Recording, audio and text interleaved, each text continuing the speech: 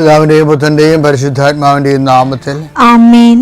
അമ്മേ പരിശുദ്ധമ്മേ, അമ്മേ പരിശുദ്ധമേ, ദൈവമാതാവേ, കൃപാസനത്തിലൂടെ ഞങ്ങൾക്കും ഞങ്ങളുടെ ദേശത്തിനും അമ്മ മധ്യസ്ഥം തേടി തന്ന എല്ലാ അനുഗ്രഹങ്ങൾക്കും കൃപകൾക്കും ഞങ്ങളിപ്പോൾ ഹൃദയം നിറഞ്ഞ നന്ദി പറയുന്നു. അമ്മേ പരിശുദ്ധമേ, ദൈവമാതാവേ, 2004 ഡിസംബർ 7 ഉച്ചകഴിഞ്ഞ് 2:30 കൃപാസനത്തിൽ സംഭവിച്ച അമ്മയുടെ പ്രത്യക്ഷപ്പെടലിനെ കുറിച്ച് തിരുസഭയ്ക്ക് സമർപ്പിച്ചിരിക്കുന്ന പഠനരേഖകളുടെ മേൽ സഭാത്മകമായ പഠനം ആരംഭിക്കുവാൻ ഞങ്ങൾ പ്രാർത്ഥിക്കുന്നു. അമ്മേ പരിശുദ്ധമേ, ഭൂസ്വർലോകങ്ങളുടെ രാജ്ഞിയായ അങ്ങേയ്ക്ക് ഭൗമ സംരക്ഷണത്തിനായി പ്രപഞ്ചപ്രകൃതിയെ തന്നെ തിരുസഭ പ്രതിഷ്ഠിക്കുവാൻ ഈ പ്രത്യക്ഷീകരണ വഴി ഇടയാക്കണമേ. പരിശുദ്ധമ്മേ, ജപമാല മാതാവേ, സകല കൃപാസനം പ്രാർത്ഥനകളോടും ചേർത്ത് ഞങ്ങളിപ്പോൾ പ്രാർത്ഥിക്കുന്ന ഈ കുടുംബത്തിന്റെ പ്രത്യേക നിയോഗം മക്കളെ, അമ്മയുടെ പ്രത്യക്ഷീകരണത്തിന്റെ ഈ അനുഗ്രഹവേളയിൽ ഞങ്ങൾക്ക് സാധിച്ചു തരുവാൻ കനിയണമേ. ആമേൻ. വിശ്വാസ പ്രമാണം. സർവശക്തനായ പിതാവും ആകാശത്തിന്റെയും ഭൂമിയുടെയും സൃഷ്ടാവുമായ ദൈവത്തിൽ ഞാൻ വിശ്വസിക്കുന്നു. അവിടുത്തെ ഏകപുത്രനും ഞങ്ങളുടെ കർത്താവുമായ ഈശോമിശിഹായിലും ഞാൻ വിശ്വസിക്കുന്നു.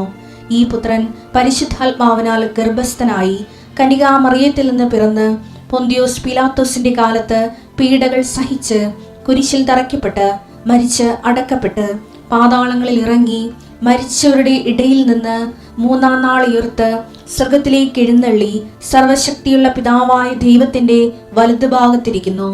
അവിടെ നിന്ന് ജീവിക്കുന്നവരെയും മരിച്ചവരെയും വിധിക്കുവാൻ വരുമെന്നും ഞാൻ വിശ്വസിക്കുന്നു. പരിശുദ്ധാത്മാവിലും ഞാൻ വിശ്വസിക്കുന്നു. വിശുദ്ധ കത്തോലിക്കാ സഭയിലും പുണ്യവാന്മാരുടെ ഐക്യത്തിലും പാപങ്ങളുടെ മോചനത്തിലും ശരീരത്തിന്റെ ഉയർപ്പിലും നിത്യമായ ജീവിതത്തിലും ഞാൻ വിശ്വസിക്കുന്നു. ആമേൻ. സുഖസ്ഥനായ ഞങ്ങളുടെ പിതാവേ, അങ്ങയുടെ നാമം പൂജിതമാകണമേ. അങ്ങയുടെ രാജ്യം വരണമേ. അങ്ങയുടെ തിരുമനസ് സ്വർഗത്തിലെ പോലെ ഭൂമിയിലും ആകണമേ. അന്നു വേണ്ടുന്ന ആഹാരം ഇന്ന് ഞങ്ങൾക്ക് തരണമേ. ഞങ്ങളോട് തെറ്റ് ചെയ്യുന്നവരോട് ഞങ്ങൾ ക്ഷമിക്കുന്നത് പോലെ ഞങ്ങളുടെ തെറ്റുകൾ ഞങ്ങളോടും ക്ഷമിക്കണമേ. ഞങ്ങളെ പ്രലോഭനത്തിൽ ഉൾപ്പെടുത്തരുതേ, തിന്മയിൽ ഞങ്ങൾ രക്ഷിക്കണമേ. ആമേൻ. നന്മ നിറഞ്ഞ മറിയമേ, സ്വസ്തി. കർത്താവ് അങ്ങയുടെ കൂടെ സ്ത്രീകളിൽ അങ്ങ് അനുഗ്രഹിക്കപ്പെട്ടവളാകുന്നു. അങ്ങയുടെ ഉദരത്തിൻ ഫലമായി ഈശോ അനുഗ്രഹിക്കപ്പെട്ടവനാകുന്നു. പരിശുദ്ധ മറിയമേ, തമ്പുരാന്റെ അമ്മേ, പാപികളായ ഞങ്ങൾക്ക് വേണ്ടി ഇപ്പോഴും ഞങ്ങളുടെ മരണസമയത്തും തമ്പുരാനോട് അപേക്ഷിക്കണമേ. ആമേൻ. കർത്താവേ, നിന്റെ ഉന്നതമായ നാമത്തിന് സ്തോത്രം ചെയ്യുന്ന കർത്താവേ, നിന്റെ വിശുദ്ധ പൗരോഹിത്യത്തെ മഹത്വപ്പെടുത്തണമേ.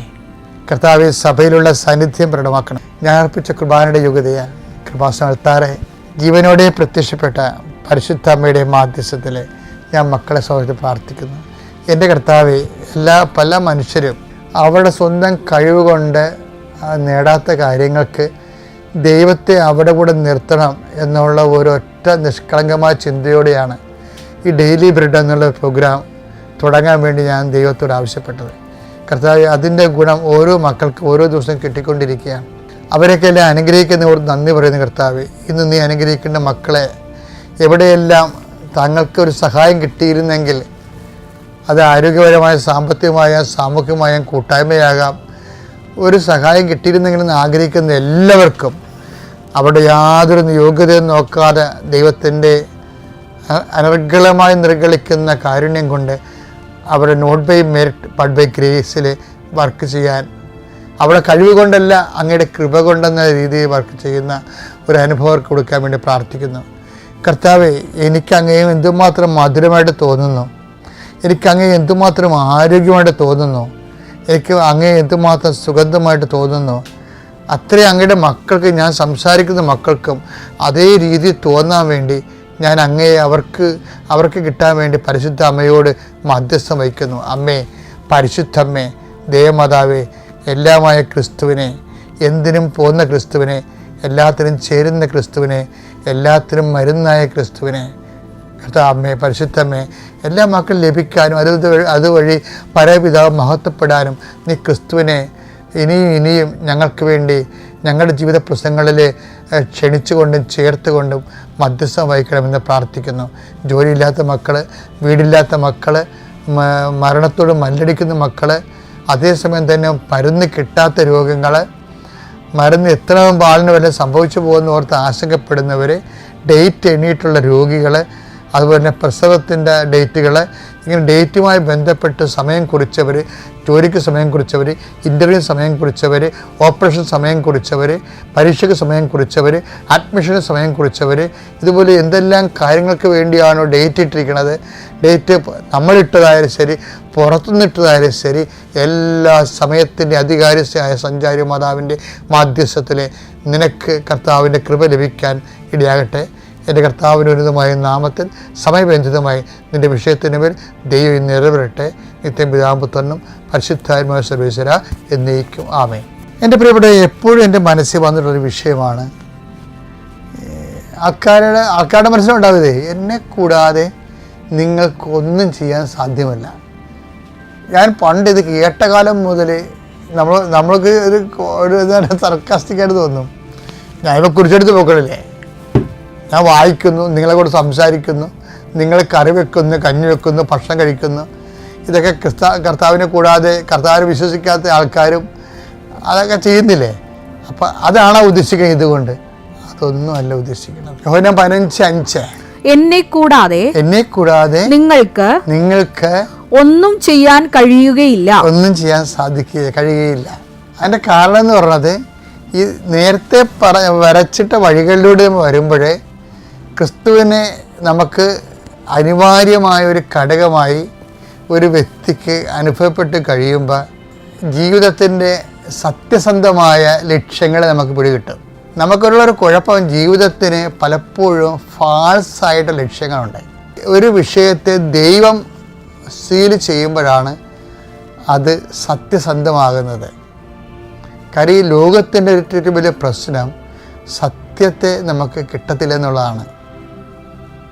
അതിൻ്റെ ഒരു വിഷയമൊക്കെ സത്യത്തെ ഇപ്പം തന്നെ നമ്മൾ ഇതുമാത്രം 1857 മുതൽ ശിപ്പായി ലേഖനം മുതൽ 1942 ക്വിറ്റ് ഇന്ത്യ പ്രക്ഷോഭണം വരെ എത്രയെത്ര സമരങ്ങൾ നടത്തി, ജാലിയൻ വാലാബാഗ് പോലെയുള്ള കൂട്ടക്കൊലകളൊക്കെ നടന്ന് നമ്മുടെ ജനങ്ങൾ രക്തം ചിന്തിയാണ് അവസാനം നമുക്ക് സ്വാതന്ത്ര്യം കിട്ടിയത്, അല്ലേ?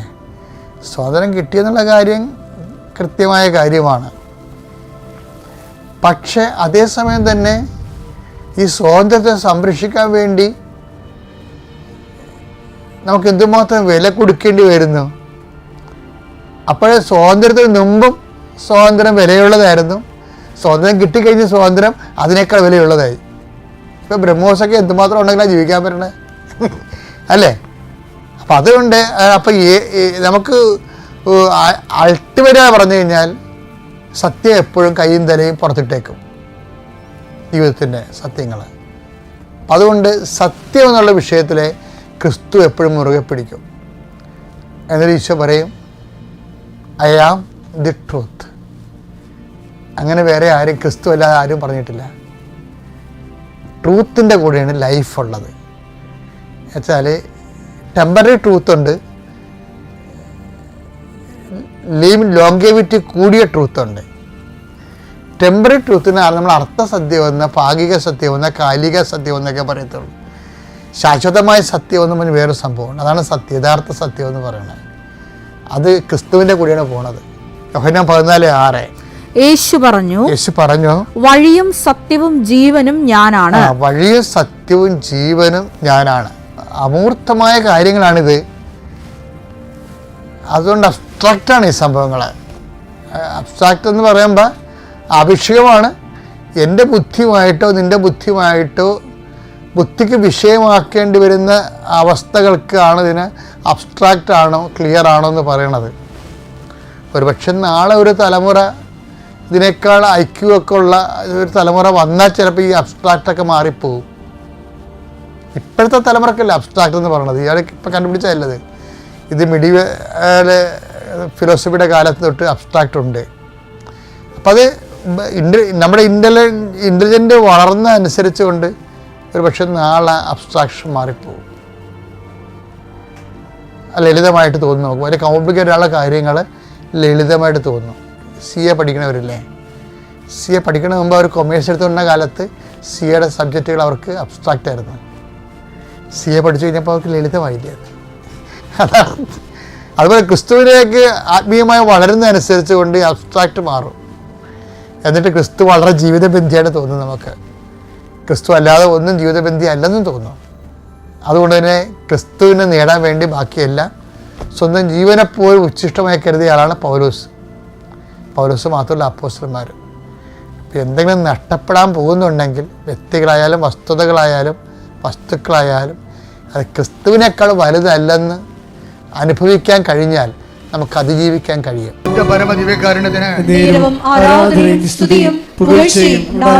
അങ്ങനെയുള്ള ചുറ്റുപാട് ജീവിക്കുന്നവർക്ക് സാക്ഷ്യം, അങ്ങനെയുള്ള ചുറ്റുപാട് ജീവിക്കുന്നവർക്ക് ഉടമ്പടി എടുക്കാം. കാര്യം ഉടമ്പടിയിൽ അനുതാപത്തിൻ്റെ കണ്ടന്റ് ഉണ്ട്. അതുകൊണ്ടാണ് അങ്ങനെയുള്ള ചുറ്റുപാട് ജീവിക്കുന്നവർക്ക് ഉടമ്പടി എടുക്കാൻ ഞാൻ അനുവദിച്ചിട്ടുണ്ട്. എന്താ കാര്യം? ഉടമ്പടിയിൽ അനുതാപത്തിൻ്റെ കണ്ടന്റ് ഉള്ളതാണ്. അപ്പോൾ അനുതാപത്തിലേക്ക് വരാൻ ദൈവത്തോട് ചെയ്തിരിക്കുന്ന ഒരു സാഹചര്യത്തിൽ, പ്രത്യേക സാഹചര്യത്തിൽ സമ്മതത്തിന് വിധേയമായിട്ട് നിൻ്റെ അജ്ഞതയുടെ കാലഘട്ടത്തെ ദൈവത്തെക്കുറിച്ച് അറിയാമായിരുന്നിട്ടും അറിയാമെന്ന സാഹചര്യം ഉണ്ടായിട്ടും ചില ആൾക്കാർക്ക് അറിയേണ്ടത് അറിയുന്നില്ല എന്ന് അറിഞ്ഞിരിക്കുന്നവനെന്ന് പറയുന്നവൻ അറിയേണ്ടത് അറിഞ്ഞിട്ടില്ല. നമ്മൾ നേരത്തെ വായിച്ചതുപോലെ അജ്ഞതയുടെ ഒരു കാലഘട്ടം ഉണ്ടാകും. പക്ഷേ അജ്ഞതയുടെ കാലഘട്ടത്തെ ദൈവം കണക്കെടുക്കാതിരിക്കണമെന്നുണ്ടെങ്കിൽ നമുക്ക് അതിന് ആനുപാതികമായിട്ട് അനുതാപം ഉണ്ടാകണം. അജ്ഞതയുടെ കാലഘട്ടം. അപ്പോസ്തല പ്രവർത്തനങ്ങൾ 17:30 അജ്ഞതയുടെ കാലഘട്ടങ്ങളെ അജ്ഞതയുടെ കാലഘട്ടങ്ങളെ ദൈവം കണക്കിലെടുത്തില്ല. എന്നാൽ ഇപ്പോൾ എല്ലായിടത്തുമുള്ള സകല ജനങ്ങളും പശ്ചാത്തപിക്കണമെന്ന് അവിടുന്ന് ആജ്ഞാപിക്കുന്നു. ആഗ്രഹിക്കണമല്ല, ആജ്ഞാപനമാണ്. മനസ്സിലായില്ലേ? ആത്മരക്ഷയുടെ ഭാഗമായതുകൊണ്ടാണ് ഇത് ആജ്ഞാപനം എന്നത്. അല്ലെങ്കിൽ ആഗ്രഹിച്ചാൽ മതി. അജ്ഞതയുടെ കാലഘട്ടത്തിൽ ദൈവം കണക്കിലെടുത്തില്ല. പക്ഷേ എന്താ പ്രശ്നം? ഇപ്പോഴാകട്ടെ എല്ലായിടത്തുമുള്ള എല്ലാവരുമാണ്. ആർക്കും ഒഴിവില്ല. എല്ലായിടത്തുമുള്ള എല്ലാവരും അനുതപിക്കണമെന്ന് അവിടുന്ന് ആജ്ഞാപിക്കുന്നു. നിന്റെ ഒരു ദുരന്തം ദൈവത്തിൻ്റെ ആജ്ഞാപനമായിട്ട് നീ തിരിച്ചറിയണം. ഇപ്പം കാശുരം കളഞ്ഞു പോയതൊരു ദുരന്തമാണ്. ആ ദൈവത്തിൻ്റെ ആജ്ഞാപനമായിട്ട് അയാൾ തിരിച്ചറിയണം. എന്താ കാര്യം? കാശുരവൻ കളഞ്ഞു പോയ ഉടനെ ആ വൈഫ് അത് ശരിക്കും പറഞ്ഞാൽ അതിനു വേണ്ടി അവർ കാപ്പി കുടിച്ച കടയിൽ പോയി. പിന്നെ തലേ ദിവസം സുഭാഷ് പാർക്കിൽ പോയായിരുന്നു. വെളുപ്പിനെ വന്നിട്ട് സുഭാഷ് പാർക്ക് ഉറപ്പിച്ചു. അതിനകത്ത് അവരിരുന്ന സ്ഥലത്ത് പോയി നോക്കി, അവിടെ കണ്ടില്ല. കുറേ കഷ്ടപ്പെട്ട് അവസാനം ഇവിടെ വന്ന് അന്നത്തെ കാലത്ത് ഡ്യൂപ്ലിക്കേറ്റ് വാങ്ങിച്ചുകൊണ്ട് പോയി. ഇന്ന് ഡ്യൂപ്ലിക്കേറ്റ് പോലും ഇല്ലെന്ന് ഓർത്തേക്കണം കേട്ടോ. അങ്ങനെ സംഭവമേ ഇല്ല ഇപ്പം. പക്ഷേ എന്ത് പറ്റി? ഡ്യൂപ്ലിക്കേറ്റ് വാങ്ങിച്ചുകൊണ്ട് പോയിട്ടും പെട്ടെന്ന് കാര്യങ്ങൾ സംഭവിച്ചു. എന്താണ്? അവർക്ക് അവരുടെ പ്രോസസ്സായിട്ടിരിക്കുകയായിരുന്നാണ്. അവിടെ വിസ പ്രോസസ്സായിട്ടിരിക്കുകയായിരുന്നാണ്. അത് മൊത്തം അടലപടലാടെ ഇങ്ങനെ പൊളിഞ്ഞു വീണ എല്ലാം ക്യാൻസലായി. പിറ്റേ ദിവസം അവരയച്ച പത്രം, പിറ്റേ ആഴ്ചയിൽ അവരയച്ച മുഴുവൻ അപേക്ഷ റിജക്റ്റ് ചെയ്ത് അതുപോലെ തന്നെ കൊറിയറിൽ തിരിച്ചു വന്നു. ഇയാൾ ആശ്രയം വെച്ചുള്ള കടകളിൽ കച്ചവടം കുറഞ്ഞു. എല്ലാം. അതായത് നമ്മൾക്ക് വരാൻ പോകുന്ന ദുരന്തമാണ്. അജ്ഞതയുടെ കാലഘട്ടത്തിൽ ദൈവം കണക്കിലെടുത്തില്ല. എന്നാൽ ഇപ്പോൾ എല്ലായിടത്തുമുള്ള എല്ലാവരും അനുതപിക്കണമെന്ന്. ഒരു ദുരന്തം വരുമ്പോൾ അനുതാപമാണ് ഉദ്ദേശിക്കുന്നത്. ദുരന്തം വെച്ചാൽ എല്ലാ ദുരന്തം, ചെറിയ ഒരു വിശപ്പ് പോലും ഒരു ദുരന്തമാണ്. ഒരു രോഗം പോലും ഒരു ദുരന്തമാണ്. അതുകൊണ്ടല്ലേ 13:4 വായിച്ചോളൂ. ലൂക്കായുടെ സുവിശേഷം. ശ്രുതികട ഹല്ലേലൂയ ഹല്ലേലൂയ ഹല്ലേലൂയ യേശുവേ നന്ദി hallelujah hallelujah hallelujah hallelujah hallelujah hallelujah hallelujah.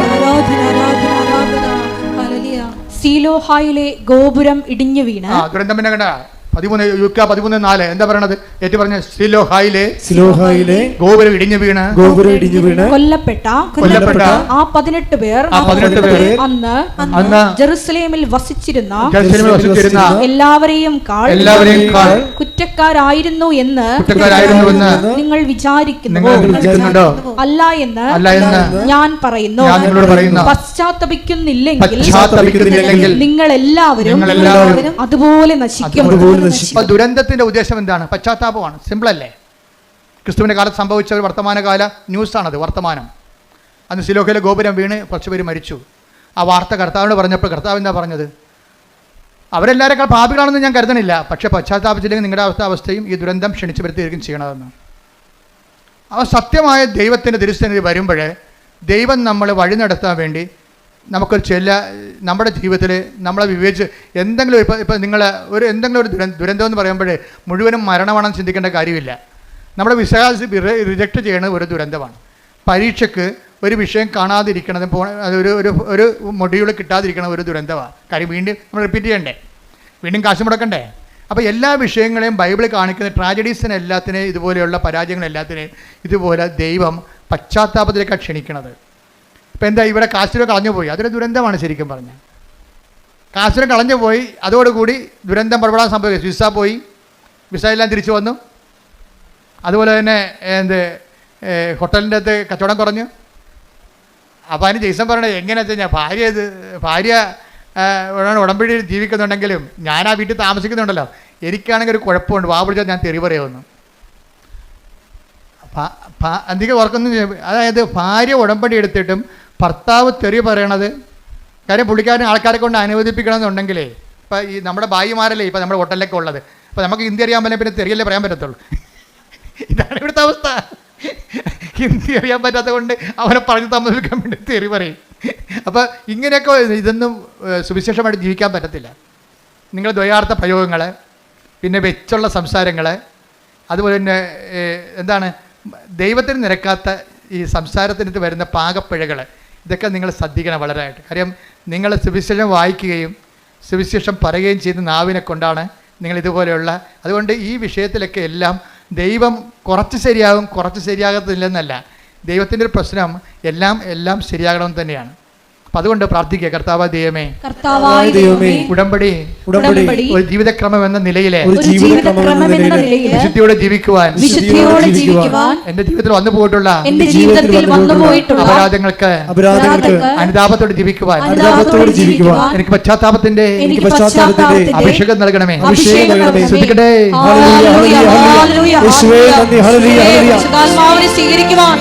ആഴമായ അനുതാപം നൽകണമേ. പരിശുദ്ധ പരമ ദിവ്യകാരുണ്യത്തിന്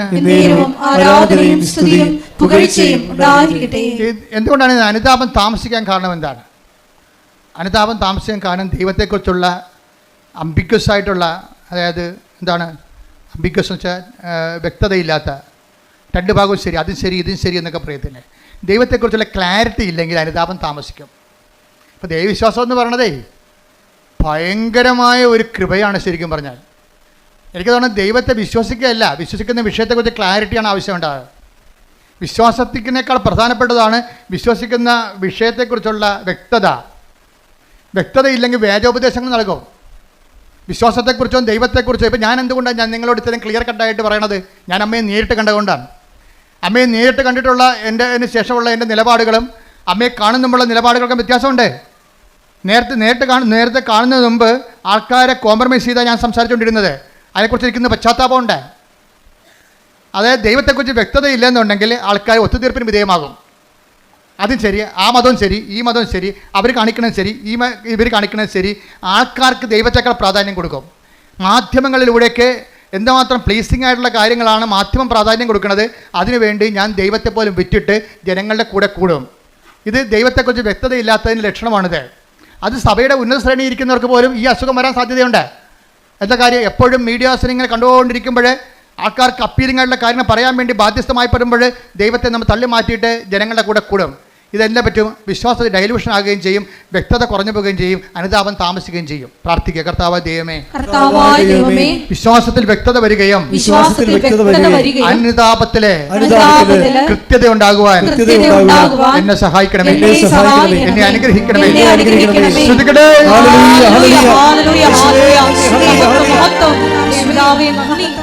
അനുതാപത്തെക്കുറിച്ച് എന്തുകൊണ്ടാണ് അനുതാപം ജനിക്കാത്തതിൻ്റെ കാരണം എന്തുകൊണ്ടാണ്?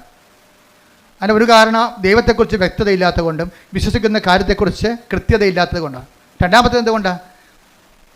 ദൈവത്തെ മാറ്റി നിർത്തിക്കൊണ്ടൊരു സ്നേഹം. ഇപ്പം നമ്മൾ സ്നേഹത്തിൻ്റെ ഒരു കുഴപ്പമുണ്ട്. സ്നേഹം ഏറ്റവും നല്ലതാണ്, പക്ഷേ എല്ലാ കുഴപ്പം പിടിച്ച സംഭവമാണ്. സ്നേഹം ഇങ്ങോട്ട് വന്നു കഴിഞ്ഞാൽ ചിലർക്ക് സ്നേഹത്തിന് ഓവർ പ്രാധാന്യം വരും. അപ്പോൾ വിവേചനം നഷ്ടപ്പെടും. പൗലോസ് അപ്പോസ്തലനെ പോലും വഴിതെറ്റിച്ചൊരു സംഭവമാണത്. തിമോത്തിയോട് പുള്ളിക്ക് ഭയങ്കര ഇഷ്ടമായിരുന്നു. തിമോത്തിക്ക് ഭയങ്കര വയറുവേദനയായിരുന്നു. അപ്പോൾ ഒരു പ്രാവശ്യം തിമോത്തിയോട് പറഞ്ഞേടാ, വയറുവേദന കൊണ്ട് സഹിക്കാൻ പറ്റണില്ല എന്നൊക്കെ പുള്ളിക്കും വയറുവേദന ഉണ്ടായിരുന്ന ആളാണ് ഈ പൗലോസ് അപ്പോസ്തലൻ. ആൾസറൊക്കെ ഉണ്ടായിരുന്ന ആളാണ്. അപ്പോൾ ഈ വേദന, തിമോത്തിയുടെ വേദന പുള്ളിക്ക് മനസ്സിലാകും. അപ്പോൾ തിമോത്തിയോട് പറഞ്ഞ്, എടാ അത്ര വേദനയാണെങ്കിൽ ഇത്തിരി വീഞ്ഞു പോയിക്കണേ, ഇവിടെ കുഴപ്പമില്ലെന്ന് പറഞ്ഞു. അതാണ് ഇപ്പോൾ വെള്ളം അടിക്കണമാരെല്ലാം പറയണത്. പൗലോസ് അപ്പോസ്തലൻ പറഞ്ഞിട്ടുണ്ട് വെള്ളം അടിക്കാമെന്ന്. അത് ഒരു ഇത്തിരി സ്നേഹം കൊണ്ട് ഒരു സാധനം പെശകി വീണത്, ഒരു കോംപ്രമൈസ്, ഒത്തുതീർപ്പ് കാണിച്ചതാണ്. എവിടെയെങ്കിലും ഒത്തുതീർപ്പ് വന്നു കഴിഞ്ഞാൽ പിശാച് അത് കൃത്യമായിട്ട് മുതലെടുക്കും. അതുകൊണ്ടാണ് മറ്റുള്ളവർക്ക് അംബികസ് ഉണ്ടാക്കരുതെന്ന് പറഞ്ഞതിൻ്റെ കാരണം. എവിടെയെങ്കിലും ഒത്തുതീർപ്പ് വന്നാൽ പിശാച് തന്ത്രപരമായിട്ട് നമ്മളത് ഉപയോഗിക്കുകയും ചെയ്യും, മുതലെടുക്കുകയും ചെയ്യും. അതുകൊണ്ട് തന്നെ ഈ വിത്തുതയിൽ നിങ്ങൾ സ്നേഹം കൂടുമ്പോൾ ആ സ്നേഹം കർത്താവ് പറയും എന്താണ്, എല്ലാത്തിനുപരിയായി ദൈവത്തെ, അതാണ് വിഷയം പറയണത്. അതുകൊണ്ട് കൽപ്പന വെച്ച് സെസ് ചെയ്യണതിൻ്റെ കാരണം അതാണ്. എന്നെക്കാൾ ഉപരി സ്വന്തം ഭാര്യയെ സ്നേഹിക്കുന്നവൻ ഐ ഡോണ്ട് വാണ്ട്. എന്തുകൊണ്ട് ഈശോയ്ക്ക് ആ വിഷയത്തിൽ കൃത്യതയുണ്ട്. കർത്താവ് അങ്ങനെ പറയാമോ ഈശോയെ, നീ തന്നെയല്ലേ പറഞ്ഞ ഒരു ശരീരമാണെന്ന് നീയല്ലേ തന്നെ പറഞ്ഞതേ. എന്നിട്ട് ഇപ്പം എന്താ പറയണത്, എന്നേക്കാൾ ഉപരി ഈ ഒരു ശരീരത്തിൻ്റെ പേരിൽ സ്നേഹിക്കാൻ പോയാൽ ദൈവത്തെ മാറ്റി നിർത്തിക്കൊണ്ട് വൈഫിനെയോ ഭർത്താവിനെ സ്നേഹിച്ചാൽ ഐ ഡോണ്ട് വാണ്ട് എന്ന് വെച്ച് കഴിഞ്ഞാൽ എന്താ കർത്താവ് ദൈവത്തിന് ഒന്നാം സ്ഥാനം കൊടുക്കുന്നില്ലെങ്കിൽ നിൻ്റെ സ്നേഹങ്ങളെല്ലാം ശരിക്കും ചോദ്യചിഹ്നമായിട്ട് മാറും. നിസ്സാര കാര്യമല്ല ഇത്. Take the bed of God. സ്തുതിക്കട്ടെ. Hallelujah hallelujah hallelujah hallelujah. യേശുവേ നന്ദി. Hallelujah hallelujah. മത്തായി 10:37 എന്നേക്കാൾ അധികം പിതാവിനെയോ മാതാവിനെയോ സ്നേഹിക്കുന്നവൻ എനിക്ക് യോഗ്യനല്ല.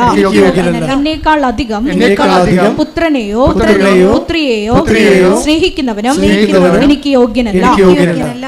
അപ്പോൾ എന്താ പ്രശ്നം വെച്ച് കഴിഞ്ഞാൽ നമ്മളെ ചിലർ കുഞ്ഞുങ്ങളോട് സ്നേഹം കാരണം ഒന്നും മിണ്ടത്തില്ല. ചില കുഞ്ഞുങ്ങളോട് ചില അമിത 2 കുഞ്ഞുങ്ങളുള്ള കാരണം അമ്മമാർക്ക് ഭയങ്കര 2 കുഞ്ഞുങ്ങളായതാണ് ഏറ്റവും കൂടുതൽ കുഴപ്പമായിരിക്കും. മുഴുവനും 2 കുഞ്ഞുങ്ങളായത് കാരണം കുഞ്ഞുങ്ങളെ വെറുപ്പിക്കാതിരിക്കണം. അവൻ പള്ളിയിൽ പോകണില്ല, ഞായറാഴ്ച കിടന്ന് ഉറക്കമാണെങ്കിലും കിടക്കട്ടെ, ഇന്നലെ കുറേ പഠിച്ച് കാണും, കൊണ്ടാ പോരെ. ഈ വിശ്വാസം നിലത്തിലടിക്കണം പിടിച്ച്. എന്താ കാര്യം, അവൾക്ക് ദൈവം നൽകിയ ഈ കുഞ്ഞ് പുറത്തോട്ട് വരുമ്പോൾ മാത്രമേ നമുക്കറിയാൻ പറ്റത്തില്ല കണ്ണുണ്ട, കൈയുണ്ട്, എപ്പിലെപ്സിയാണ്, ഓട്ടിസമാണെന്ന് അറിയാൻ പാടില്ല. ദൈവം നല്ല കുഞ്ഞിനെ തന്നപ്പോഴേ ആ ദൈവത്തിനാണ് കുഞ്ഞിനേക്കാൾ കൂടെ സ്നേഹിക്കേണ്ടത്. ഇതിന് ഓട്ടിസമാണെങ്കിൽ നീ എന്ത് ചെയ്തേനെ, ഇവിടെ കണ്ടിട്ടില്ലേ, നിങ്ങൾ കണ്ടിട്ടില്ലേ, കരഞ്ഞ് വിളിച്ച്. എനിക്ക് അവരോട് കാണുമ്പോൾ സങ്കടം തോന്നും. എന്ന് വെച്ച് കഴിഞ്ഞാൽ എനിക്ക് അരമണിക്കൂർ സഹിക്കാൻ പറ്റില്ല കുഞ്ഞുങ്ങളൊന്ന് ബഹളം ഉണ്ടാക്കുന്നത്. ഇവിടെയുള്ള എല്ലാ രോഗികളെയും അവർ ഡിസ്റ്റർബ് ചെയ്യും. അപ്പോൾ ഞാൻ ഓർക്കും ദൈവം ഈ തള്ള ഈ കുഞ്ഞിനെയും കൊണ്ട് ജന്മം മുഴുവനും കൊണ്ടു നടക്കണമല്ല. എൻ്റെ ദൈവവേദലേ, നിനക്കൊരു കുഞ്ഞിനെ ഉണ്ടെങ്കിൽ അതിന് ഓട്ടിസം ഇല്ലാതെ ഹൈപ്പർ ആക്ടിവിറ്റി ഇല്ലാതെ ഒരു കുഞ്ഞിനെ നീ പ്രസവിച്ച് വളർത്തുന്നുണ്ടെങ്കിലേ ആ കുഞ്ഞിനേക്കാൾ കൂടി നീ ദൈവത്തെ സ്നേഹിച്ചില്ലെങ്കിൽ അത് പ്രമാണത്തിനെതിരായിട്ട് വരും. എന്താ കാര്യം, നീ നിൻ്റെ കുഞ്ഞിനേക്കാൾ ഉപരി ദൈവത്തെക്കാൾ ഉപരി നിൻ്റെ കുഞ്ഞിനെ സ്നേഹിക്കുന്നു. അവന് വേദപാഠം നോക്കണില്ല, അവൻ്റെ പ്രാർത്ഥനാ ജീവിതം നോക്കണില്ല, അതുപോലെ തന്നെ അവൻ്റെ അവൻ്റെ കുർബാന കടം നോക്കണില്ല. അപ്പോൾ നിങ്ങളവർക്ക് ഇതൊക്കെ ഇപ്പോഴും നമ്മൾ ചോദിക്കും ഇപ്പോഴെന്ത് ജാതിയും മതം ഇപ്പോൾ ഒന്നുമില്ല. ജാതിയും മതമായാലും എല്ലാം നിങ്ങൾക്ക് പണിയായിരിക്കും. ദൈവത്തിൽ നിരക്കാത്തൊരു ജാതി കൊണ്ടുവന്ന കാര്യമില്ല. പക്ഷേ അതല്ല പ്രശ്നം. നിൻ്റെ ആത്മാവിനെ ഈശോ എന്താ പറഞ്ഞത്, നിങ്ങൾ ലോകം മുഴുവൻ നേടും, അമേരിക്കയിലും പോകും, അതുപോലെ തന്നെ നിങ്ങൾ PhD എടുക്കും, നിങ്ങൾ പറയുന്ന കേംബ്രിഡ്ജിൽ നിങ്ങൾ പ്രൊഫസറുമാകും, ലോകം മുഴുവനും നേടിയാലും നിൻ്റെ ആത്മാവ് നഷ്ടപ്പെട്ടാൽ എന്ത് പ്രയോജനം? Take the bed of God. ശ്രദ്ധിക്കട്ടെ. മത്തായി 16:26 ഒരുവൻ ലോകം മുഴുവൻ നേടിയാലും സ്വന്തം ആത്മാവിനെ നഷ്ടപ്പെടുത്തിയാൽ അവന് എന്ത് പ്രയോജനം? ഒരുവൻ സ്വന്തം ആത്മാവിന് പകരമായി എന്തു കൊടുക്കും?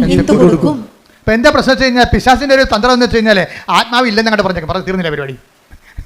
കർത്താവ് കട്ടക്കൽ കൊണ്ട് കത്തി വെച്ചിരിക്കുകയാണ്.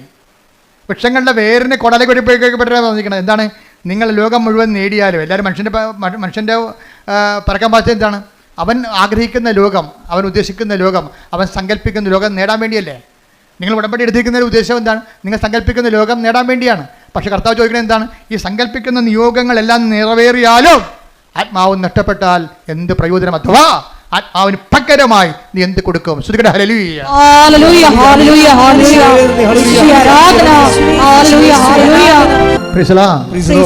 അപ്പം ദൈവം ചിലപ്പോൾ നമ്മൾ ഒരു വീട്ടിലെ ഒരാളെങ്കിലും ഉണ്ടെങ്കിൽ, ഞാൻ പണ്ട് പറയുമായിരുന്നു, നീ ഒരാളെങ്കിലും നിൻ്റെ വീട്ടിലുണ്ടെങ്കിൽ, ദൈവമായിട്ട് ബന്ധമുള്ള ഉണ്ടെങ്കിൽ ദൈവം ആ വീടിനെ കളയത്തില്ല.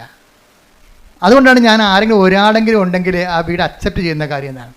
ഇപ്പോൾ നിങ്ങൾ 4 പേരുണ്ട്, അത് 3 പേരും പോക്കാണെന്ന് വിചാരിച്ചോ, ഒരാളവിടെ ഉണ്ട്, ആ ഒരാളെ പ്രതി ദൈവം ആ വീട് കളയത്തില്ല. ഇപ്പോൾ എൻ്റെ വൈഫിൻ്റെ കാശവും കളഞ്ഞ്, വൈഫിൻ്റെ ജോലിയും പോയി, അവിടെ വീടെല്ലാം കൂപ്പുകുത്തുകയാണ് ഇപ്പോൾ ജെയ്സൻ്റെ. അപ്പോൾ ജെയ്സൻ്റെ വീട് കൂപ്പുകുത്തിയപ്പോൾ ജെയ്സൻ്റെ സത്യപ്പെട്ടി സംഭവം എല്ലാം കൈവിട്ട് പോകണമല്ല എന്ന് വിചാരിച്ച്. അപ്പോൾ ഒരാൾ കറങ്ങി തിരിഞ്ഞ് ഇയാളെ വീട്ടിൽ വരും.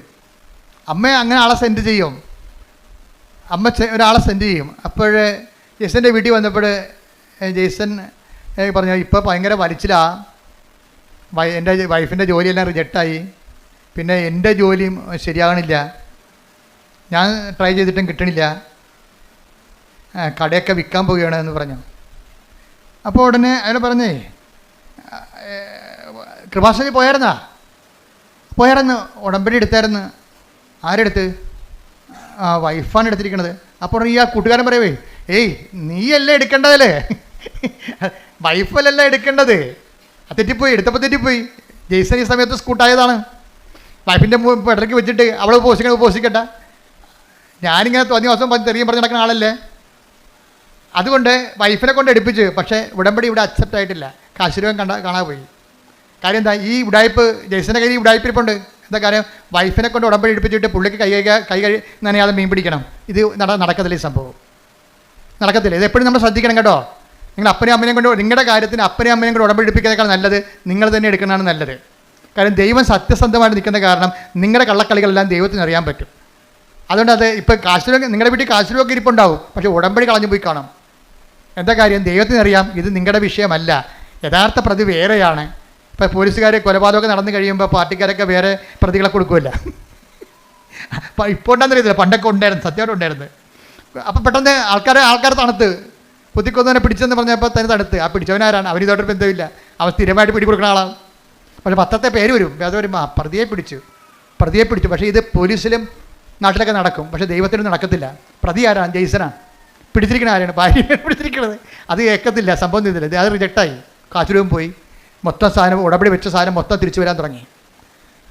അപ്പോൾ ഈ കൂട്ടുകാരൻ പക്ഷെ പറഞ്ഞപ്പോൾ ദൈവം ഇവരെ കൈവിടാഞ്ഞത് കൊണ്ട്, ദൈവം ഇതിൻ്റെ പിന്നിലുള്ളത് കൊണ്ട് കൂട്ടുകാരൻ പറഞ്ഞപ്പോൾ തന്നെ ജെയ്സന് പെട്ടെന്ന് കത്തി. ശരിയാണല്ല, എൻ്റെ കയ്യിലല്ലേ ഉടായിപ്പിരിക്കണത്. പക്ഷേ അയാളെ ബേസിക്കാണ് നല്ല മനുഷ്യനാണ്, അതുകൊണ്ടല്ല അയാൾ പിന്നീട് ഉടമ്പടി വിജയിക്കണത്. അയാൾ മോശക്കാരനല്ല. ഈ ഉടമ്പടി എടുത്തിട്ട് അതിൻ്റെ ചമ്മലിൽ ചെന്ന് ചാറണ്ട എന്ന് വിചാരിച്ചുകൊണ്ട് പുള്ളിക്ക് ഫ്രീ ആയിട്ട് പോകാൻ വേണ്ടി ഒരു ഫ്രീ മൂവിങ്ങിന് വേണ്ടി ചെയ്തതാണ്. ഫ്രീ മൂവിങ്ങിന് വേണ്ടി എന്ത് ചെയ്ത്? ദൈവത്തെ ഒഴിവാക്കി. അതും ദൈവത്തെ അംഗീകരിക്കണത് പോരായ്മയായിട്ട് കരുതിയതാണ്. ജെയ്സൺ പറയുന്നുണ്ട്, എൻ്റെ വളർച്ച എൻ്റെ കഴിവ് കൊണ്ടാണെന്ന് ഞാൻ ധരിച്ചത് കൊണ്ടാണെന്ന്. നല്ല ഷെഫല്ലേ പുള്ളി. അപ്പം നിങ്ങൾക്ക് എക്സ്പീരിയൻസ് ആകാം. നിങ്ങൾ ചിലപ്പോൾ നിങ്ങൾക്ക് നല്ല എക്സ്പീരിയൻസ് ഉണ്ടാകാം, നല്ല ബുദ്ധി ഉണ്ടാകാം. നിങ്ങളുടെ മാർക്ക് വർഷം നിങ്ങളുടെ ഇത്രയും നല്ല നിങ്ങളുടെ മാർക്കെല്ലാം പരിശോധിക്കുമ്പോൾ നിങ്ങളുടെ ബുദ്ധിയുടെ ഒരു വലിയ കോൺഫിഡൻസ് ഉണ്ടാകാം. പക്ഷേ ദൈവത്തിന് നിങ്ങളുടെ താല്പര്യം ഉണ്ടെന്നുണ്ടെങ്കിൽ, അല്ലാത്തെങ്കിൽ നിങ്ങളിങ്ങനെ ഇതിൻ്റെ പുറകെ പോയി വല്ല ശാസ്ത്രജ്ഞ വല്ലതൊക്കെ ആയിട്ട് കുറച്ചുമ്പോൾ ചത്തുപോകാൻ പറയും. ദൈവമാണ്. പക്ഷേ നിങ്ങളിൽ ദൈവത്തിന് ആകർഷണമായ എന്തെങ്കിലും കണ്ടൻറ്റ് വൈസ് നിങ്ങളുടെ കുടുംബത്തിലോ ഉണ്ടെങ്കിൽ നിങ്ങൾ ദൈവത്തിൻ്റെ ആളാണ്. അതാണ് ഞാൻ ആദ്യമേ പറഞ്ഞത്. നിങ്ങൾ ക്രിസ്തുവിനുള്ളവരാണെങ്കിൽ അത് ക്രിസ്തു നിങ്ങളെ കൈമോശം വരാതിരിക്കാൻ സൂക്ഷിക്കും. ക്രിസ്തു ഇല്ലെങ്കിൽ പ്രശ്നമൊന്നുമില്ല, ദൈവത്തിന് റിസ്ക് ഇല്ല കാര്യത്തിൽ. എവിടെയെങ്കിലും പോയി തൊല്ലണമെന്ന് പറയും, നോ പ്രോബ്ലം. ക്രിസ്തുവിനുള്ളതെന്ന് പറഞ്ഞാൽ എന്താണ്? ക്രിസ്തുവിനാലിൻ്റെ വിശുദ്ധമായ രക്തത്താൽ വീണ്ടെടുക്കപ്പെട്ടവനാണ്, വീണ്ടെടുക്കപ്പെട്ടവളാണ് ഞാനെന്ന രീതിയിൽ ക്രിസ്തുവിനോടൊരു വിശ്വാസവും ഒരു സ്നേഹവും ഒക്കെ നമുക്കുണ്ടെങ്കിൽ നമ്മൾ അതിൻ്റെ പേരിൽ നമ്മുടെ ജീവിതം ക്രിസ്തുവിൻ്റെ വാക്കിന് അനുപേക്ഷണമായിട്ട് ക്രമീകരിക്കാൻ ഉദ്ദേശിക്കുന്നവരാണ്. അല്ല, ഉദ്ദേശിക്കാനുള്ള സാധ്യതയുണ്ട്. എപ്പോഴെങ്കിലുമായിട്ട് ഞാൻ ദൈവത്തിലേക്ക് തിരിച്ചു വരും എന്നൊക്കെ ഉള്ളൊരു മാനസിക അവസ്ഥയാണെങ്കിൽ നിങ്ങൾ ക്രിസ്തുവിനുള്ള ആൾക്കാരാണ്. ക്രിസ്തുവുള്ളവരാണെങ്കിൽ എന്ത് ചെയ്യും? നിങ്ങളെ ഹെൽപ്പ് ചെയ്യാൻ വേണ്ടി ദൈവം ആരെങ്കിലും നിശ്ചയിക്കും. അങ്ങനെയാണ് ഈ കൂട്ടുകാരൻ ജെയ്സൻ്റെ വീട്ടിൽ വരണത്. അപ്പോൾ ജെയ്സൺ പറയും, ശരി നിങ്ങളെ പറഞ്ഞപ്പോഴേക്കും മനസ്സിലായി, എന്നാൽ ഞാൻ പോയി ഉടമ്പടി എടുക്കാമെന്ന് പറഞ്ഞു. അപ്പോൾ ജെയ്സൺ വൈഫിനെയും കൂട്ടി വരും. വൈഫിനോട് പറയും, നമുക്ക് കൃപാസനത്തിൽ പോകാം. അപ്പോൾ വൈഫ് ചോദിക്കും, എന്തിനാ അല്ലേ ഉടമ്പടി എടുക്കാൻ? അല്ല, അത് ഞാൻ എടുത്തോളാം, നീ എടുക്കണ്ട. അപ്പോൾ വൈഫ് ചോദിക്കും, നിങ്ങളെടുക്കുക? അച്ഛൻ പറഞ്ഞ് കേട്ടിട്ടില്ലേ, ആലപ്പുഴ വന്ന് പണി മേടിക്കരുതെന്ന്. നിങ്ങളെടുക്കുക. അപ്പോൾ എടുക്കാമെന്ന് പറഞ്ഞപ്പോൾ ഇയാൾ തീരുമാനം എടുക്കാമെന്നുള്ള തീരുമാനം എടുത്തിട്ട് എന്താ ചെയ്യണമെന്നറിയാവോ? എടുത്തിട്ട് ഉടമ്പടി എടുത്തു കഴിഞ്ഞിട്ട് ജെയ്സൺ പറയും, എൻ്റെ ലൈഫ് രണ്ടായി മാറുകയാണ്. എന്താണ്? ഉടമ്പടിക്ക് മുമ്പും ഉടമ്പടിക്ക് ശേഷവും. ഞാൻ ആദ്യം ചെയ്തത് ഞായറാഴ്ച എൻ്റെ കട പൂട്ടിയെന്ന് പറഞ്ഞു. അതാണ് തീരുമാനം. അതായത് നല്ല ടൂറിസ്റ്റ് സ്പോട്ടിന് ആവശ്യത്തിന് കാശ് കിട്ടുന്ന കടയാണ്. ഞായറാഴ്ച ഞാൻ എൻ്റെ കട അടച്ചു. അതിൽ നിന്ന് കിട്ടുന്ന പൊന്നാണെങ്കിലും വേണ്ടെന്ന് വെച്ചു. അപ്പോൾ അതിൻ്റെ തീരുമാനം കറക്റ്റായില്ലേ? അപ്പോൾ എന്താ പ്രശ്നം വെച്ചാൽ ദൈവത്തിനെ ബോധ്യപ്പെടുത്തുകയാണ് നമ്മുടെ ഉദ്ദേശം. എനിക്ക് ഞായറാഴ്ച നിൻ്റെ കുർബാനയും അതുപോലെ തന്നെ നിൻ്റെ ശുശ്രൂഷകളും മുടങ്ങിയിട്ട് ഉണ്ടാക്കുന്ന കാശ് എനിക്ക് വേണ്ട, എനിക്ക് കിട്ടുന്ന സമ്പത്തിനേക്കാൾ വലുതാണ് നീ എന്നുള്ള രീതിയിൽ ദൈവത്തിനൊരു വിശ്വാസത്തിലെടുത്ത്. ഞാൻ കഴിഞ്ഞ ദിവസങ്ങളിൽ നിങ്ങളുടെ ഈ ലിവിങ് ബ്രെഡിൽ പറഞ്ഞായിരുന്നു, ഡെയിലി ബ്രെഡിൽ എന്താണ് ദൈവവിശ്വാസ ജീവിതത്തിൻ്റെ റിസ്ക് എന്താണ്? ഒന്നാമത്തെ റിസ്ക് എന്ന് പറയുന്നത് നമ്മൾ ദൈവത്തിൽ വിശ്വസിക്കുന്നു എന്നുള്ളത് ദൈവത്തെ വിശ്വസിപ്പിച്ചെടുക്കുന്നതാണ് റിസ്ക്. മനസ്സിലായില്ലേ? ദൈവവിശ്വാസ ജീവിതത്തിൻ്റെ റിസ്ക് എന്താണ്? നമ്മൾ ദൈവത്തിൽ വിശ്വസിക്കുന്നു എന്നുള്ളത് ആദ്യം എന്ത് ചെയ്യണം? ദൈവത്തെ വിശ്വസിപ്പിച്ചെടുക്കണം.